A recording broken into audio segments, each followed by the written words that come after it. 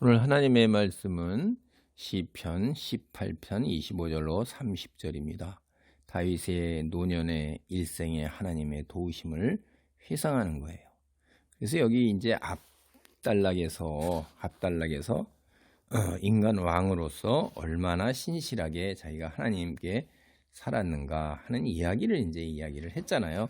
근데 하나님께서도 얼마만큼 우리에게 신실하신가? 이 헤세드예요. 이게 여기 신실이라고 번역하는 제가 그는 헤세드, 사랑, 자비, 언약의 충실함, 신실함 이런 거 다 헤세드입니다.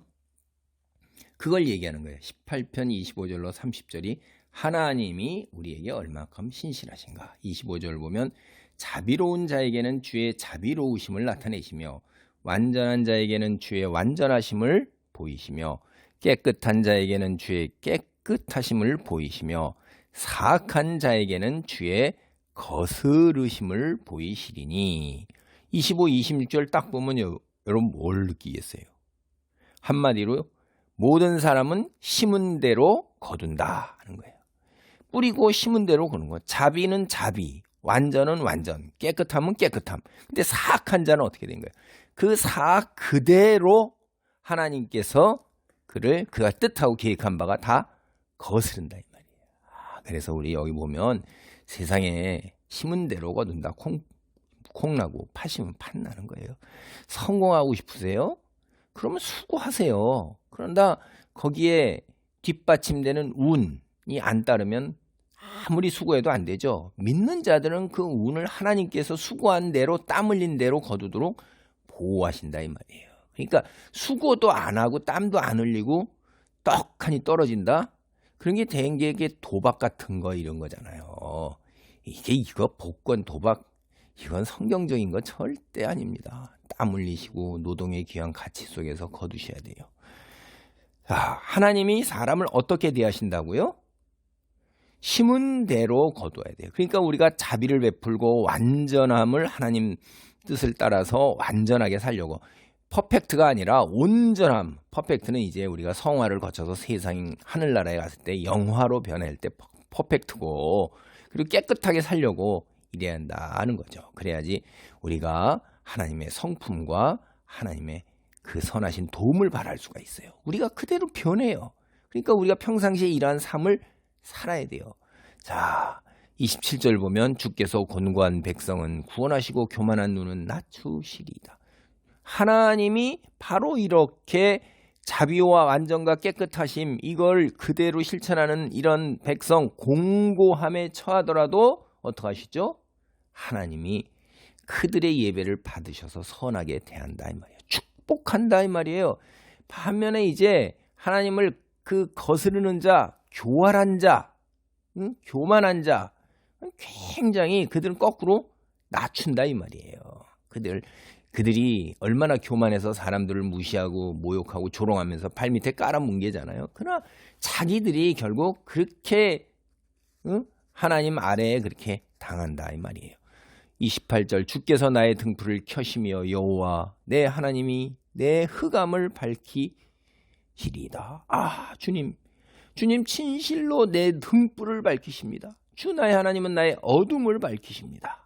하나님께서 우리의 이렇게 자비와 완전과 깨끗함을 향해 나아가는 의로움을 인정하셨기 때문에 어둠을 밝히신다 이 말이에요. 빛과 어둠의 대조는 우리가 성경에서 너무나도 잘 알죠. 그래서 이 쿰란 공동체라고 이제 예수님 오시기 전에 그들이 스스로 빛의 자녀다 이래갖고 공동체를 위해서 세속을 딱 떠나서 수도 같은 생활을 한 공동체. 조금 이제 이게 공부한 사람들이나 목사님들 쿰란 공동체를 다 한 거죠. 거기서 그 쿰란 문헌들, 이제 구약 성경 혹은 문헌들 많이 나오고, 그다음에 여러 개 있어서 우리가 가지고 있는 성경들에도 많은 번역에 도움이 되고 신앙 서적들도 많이 나오는데 자신들을 빛의 자녀라고 생각해요. 그래서 이 어둠은 혼돈이고 죽음이고 고통이고 하나님을 대적하는 모든 세력이잖아요. 창세기 1장 2절 같은 거 우리가 보면. 근데 빛은 질서와 생명이고 번영과 하나님 계획의 표현이에요. 그래서 우리가 세상 사람은 다 어둠의 자식이지만 하나님을 믿는 사람은 빛의 자녀다 이 말이에요. 그래서 여기 이 다윗이 여기서 시편에서 등불 이렇게 했을 때 빛과 어둠 이것만 드러내는 게 아니라 이게 이제 사실은 이 시편 18편이 사무엘하 22장에서 다윗이 부른 노래예요. 사무엘서나 열왕기에서 등불은 이렇게 사용돼요. 하나님이 다윗과 맺으신 언약. 그러니까 하나님은 당신이 다윗과 맺는 언약을 생각해서라도 절대로 그를 등불이 꺼지게 망하게 내버려 두지 않을 거라고 다윗은 여기서 확신하고 고백하는 것입니다. 그래서 어둠이 나를 엄습할 때마다 내게 힘이 되고 내가 요동하지 않는 이유, 하나님이 약속하신 언약, 등불, 그걸 믿기 때문에 그러는 거예요. 그래서 내가 처한 어려움, 현실에 눈 꽂히지 아니하고 별거 아니다 라는 이런 생각으로 극복해 나가고 하나님을 바라보는 거죠. 그래서 29절 보면 내가 주를 의뢰하고 적군을 향해 달리며 내 하나님을 의지하고 담을 뛰어넘나이다. 전쟁터에서 사울에게 쫓길 때에도 어떤 적이 쳐들어와도 두려워하지 않고 공격할 수 있는 것은 하나님 의뢰하고 의지하기 때문에, 언약을 생각하기 때문에 그런 거예요. 30절입니다. 하나님의 도는 완전하고 여호와의 말씀은 순수하니 그는 자기에게 피하는 모든 자의 방패의 시루다. 인생 회고를 해보니까 환난과 어려움 참 많은 세월이었어요. 다윗이 왕으로서 승승장구한 게 아니죠. 거기에 이르기까지 그 외에도 평생을 전쟁을 해야 돼요. 이스라엘 왕으로서. 그때마다 그를 인도하여 걷게 해주신 하나님의 일은 완전하고 그를 이끌어진 주님의 말씀, 그게 순수하다는 거예요. 여기 순수하다는 건 금 재련할 때 금을 여러 차례 잡고 용광로에 집어내서 그 불순물을 태우잖아요. 그렇게 얻어낸 결과 여기에 순수하다는 건 그걸 이야기하는 거예요. 하나님의 말씀, 하나님의 말씀이 진실함. 이게 다윗 자기 자신의 그 삶 속에서 경험했잖아요, 자기가. 그러니까 하나님의 말씀이 진실하고 신실하다. 그 입증되었다고 얘기하는 거예요. 그래서 하나님의 진실되고 신실한 말씀이 그를 오늘날 여기에까지, 이 자리에까지 이르게 하셨다라는 자기 고백이에요.